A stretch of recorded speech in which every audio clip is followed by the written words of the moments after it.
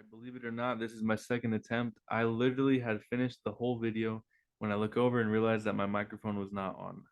So, here's a video I wanted to make about fasting, and I wanted to teach the principle of why we do it, how it's done, and all the implications that surround fasting. So, um, what I wanted to first mention is what fasting is. Fasting is when you abstain from eating food or drinking liquids for like however much time. Typically, it's two. In our church, we like to say 2 meals. I don't think that's so significant, but what comes with the fasting is a fast offering, and the offering is the part that a lot of people have problems with, especially when it comes to like tithing and stuff like that. People do not like to give up money to the church. But let me explain exactly what it is and why I do it, because I do willingly give up my money to the church.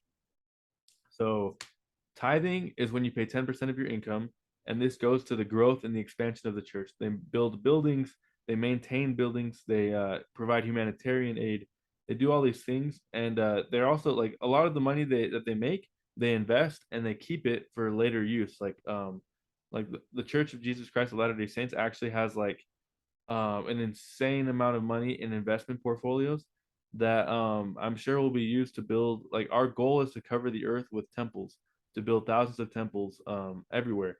And so to do that, you need lots and lots of money. I think that, anyways, tithing is a good thing, and I don't see any negative uses of the money as far as I can tell. I don't know everything that the church is doing with the money, but I trust them. And the spirit tells me that like it's okay, that it's safe to give them the money because they're doing great things with it. The fast offering is different. So the fast offering is more of a donation that's utilized at the local level. So the Church of Jesus Christ of Latter Day Saints is a global church, and it's in every single continent, almost every country. But the fast offering is used at your local level. So you go without food, go without drink or water, whatever you want to call it, liquids, and then you pay the money that you would have used to eat. You give that to the church, and they allocate it to people who need it, people who have a lack of needs, a lack of their basic needs and necessities. So, anyways, I wanted to read from the scriptures where this comes from, but first, I wanted to say one thing. In the church, it's super common that everyone fasts, everyone does it, but like I think we all miss the point of what it's supposed to be for, and I'll explain as I read it. So, the reading is in Isaiah chapter 58, and this is not where fasting is originated. It's just where Isaiah does a great job explaining what it's for. So, Isaiah is really cool because in his writings, he like switches back and forth between like him talking as himself and him talking as if God was speaking, which is super cool to try and envision what it would be like to hear God speak. So in Isaiah 58, starting at verse 3, he's talking like to people who are like there's some people who fast and they do it for the wrong reasons. So he's talking to them. He says, "Wherefore have we fasted, say thee, and say they, and thou seest not? Wherefore have we afflicted our soul, and thou takest no knowledge? Behold, in the day of your fast ye find pleasure, and exact all your labors. Behold, ye fast for strife and debate, and to smite with the fist of wickedness. Ye shall not fast as ye do this day, to make your voice be heard on high." So I just read it quick, but it's a lot of like obscure language, meaning that like the words are not super easy to understand. But he's asking, he's like, or like the people, some people feel like when they fast they want to be noticed, they want people to realize that they're suffering, so they fast so that way people can understand who it is that's really suffering, who's really devoted, who's like doing this for God.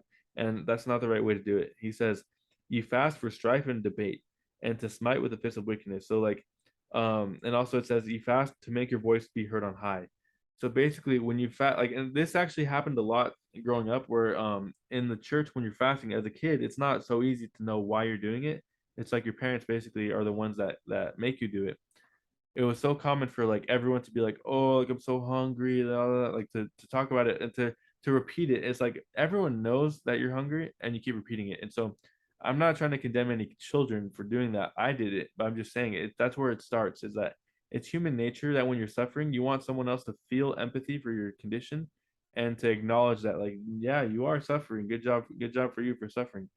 But when you get older, you realize that no one gives you any consideration for like for your own decision, for like your own fasting. Like the fact that you do this to yourself and you think you deserve recognition is kind of telling of your perspective on life. You think you're entitled and you think you deserve more than what you have. But It's silly when you consider this, that even if you're fasting, like you're gonna break your fast at some point, you're gonna eat something to like replenish and nourish your body.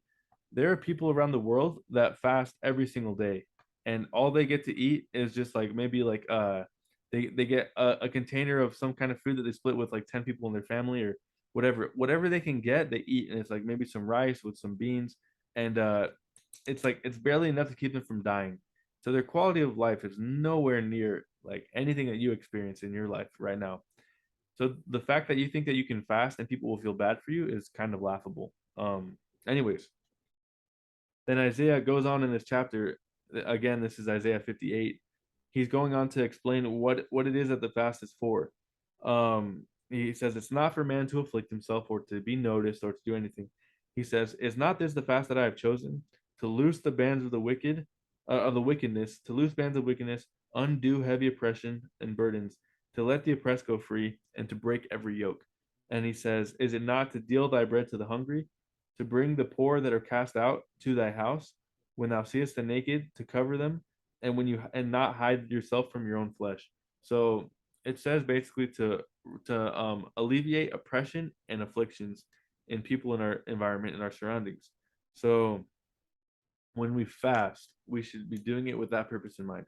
What I wanted to explain where I think everyone goes wrong with fasting is it's super common in the church where people want to fast, and while they're fasting, fasting is an act that you do with a lot of prayer. And so you start your fast with a prayer and you end it with a prayer, and while you're fasting, it's almost like a continual prayer that you give to God. A lot of people will fast and they will do it with their own personal interest in mind. Like, let's say they have a really tough time answering a certain question, they want an answer to the question, or maybe they're having a hard time in a personal matter in their life. They're praying to God for that to be resolved. That's all fine. It's not evil to pray for yourself while you're fasting. What it is though is it's missing the point, and it's not great because there are people in your even in your community that are suffering and that are being afflicted more than you are, and so those people need your consideration. If you can pray all 29 days of the month that you want about yourself and your own situation. The day of the fast, we do it once a month just as a standard, and anyone that wants to can fast as often as they want. But we do it with that consideration in mind. There are people who are suffering more than I am, so let me help them out. I'll give my offering and pray for them. And that's what we're supposed to do, not pray for ourselves. Although if you really feel like you need to, you can do it. You can pray for yourself if you think you are the oppressed. You got to exercise that with your own judgment, I guess, and I can't do that for you. So the next verse, in verse 8 of Isaiah 58, talks about the blessing. So a lot of people think that if I fast and pray for something specific, God will be more inclined to answer. And that's not a true principle. God hears all your prayers and knows all the desires of your heart. He just happens to know exactly when you get the blessings that you need. He knows better than you. And so after the verses where it explains the fasting, it says, "Then shall thy light break forth as the morning, and thine health shall spring forth speedily.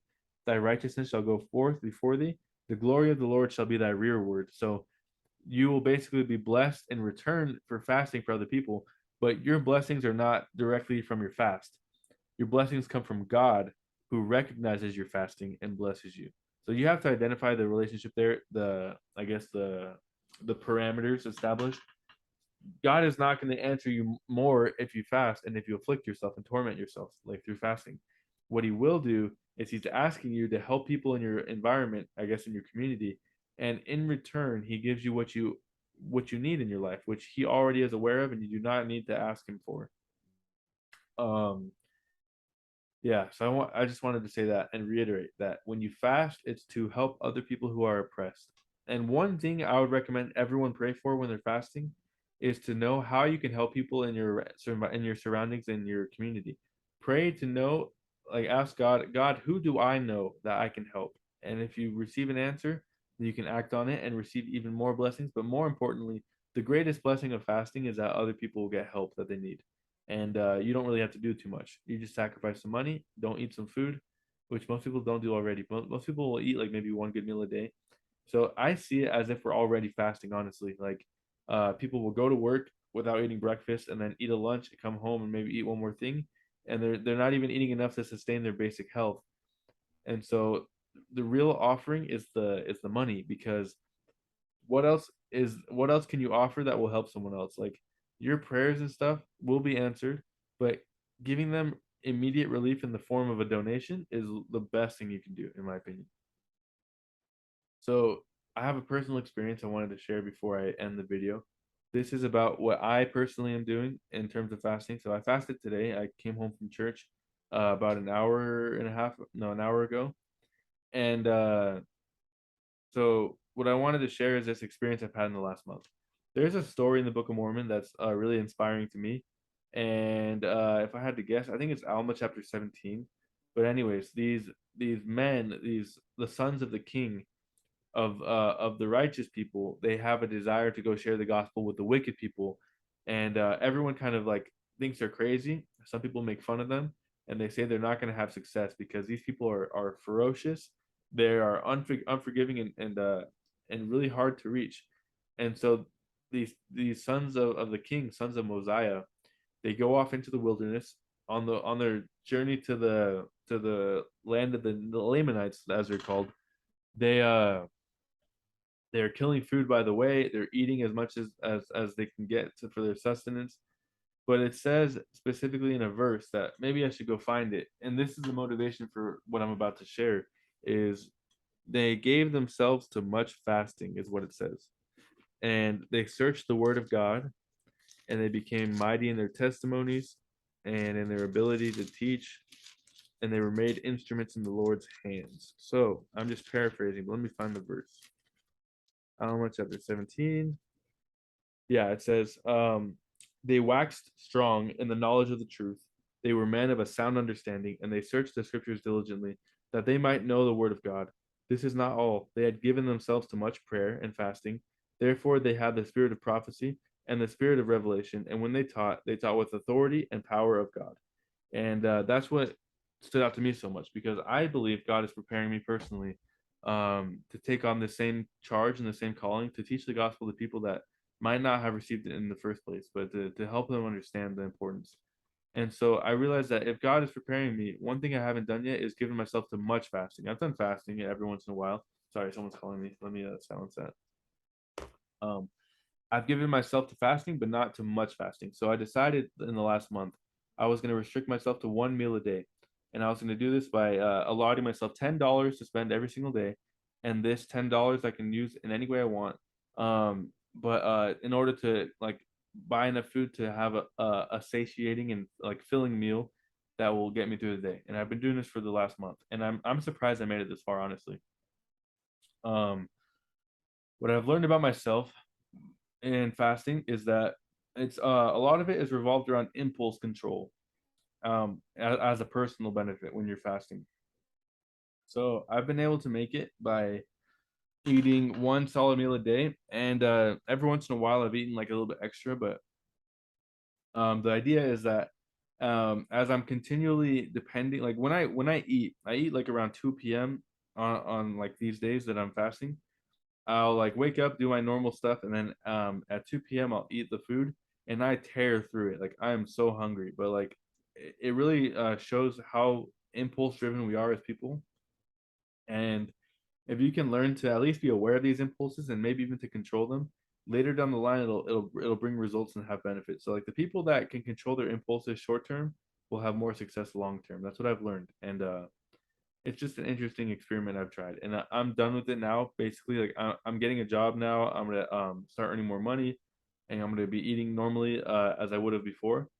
But I just saw this as an opportunity to try and get closer to God. So I studied the scriptures and I fasted and all these things, and it really has changed my outlook a little bit on life. So I wanted to end on that and challenge anyone listening, if you've never tried it, to try fasting, to don't eat for 2 meals, and find a way to make a donation. So even if you're not a member of the church, you can find some way to make a donation of either food or money or even time if you want to volunteer your time, and do that. And I'm sure you'll find more meaning and fulfillment in your life. That's all I wanted to say. So take two of the video. Can't believe I spent so much time talking and then all of a sudden the video was not even good. So Anyways, thank you. Hope you guys have a great day.